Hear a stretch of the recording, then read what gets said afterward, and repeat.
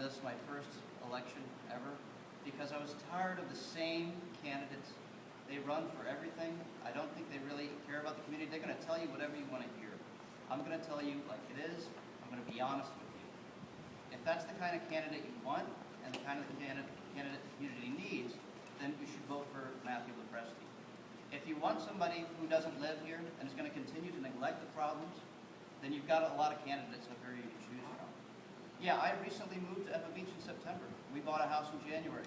And if you've ever bought a home, you know that sometimes there's a lot of delays. And so it got delayed, and I moved in September. But to say that I'm somehow a fraud, Mr. Dudley, is a disgrace. It is an absolute disgrace for a multimillionaire who lives in a beautiful home with a beautiful view of the ag land he wants to preserve for his own view. To say that I can afford to rent a studio apartment on the last day, therefore I live here. I mean, it's just, to compare me to that is just so corrupt. And I'm fighting corruption. My family's been targeted multiple times since I've exposed this. My wife's been almost run off the road with my baby girl inside. My bank accounts has been stolen.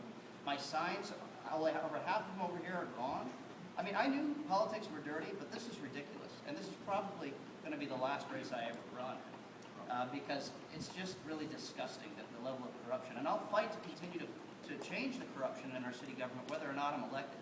And if I reduce a little cynicism, if I increase a little ethics, then I've run a successful campaign, whether or not I'm elected. But I encourage you to vote for somebody who actually gives a damn, because I do.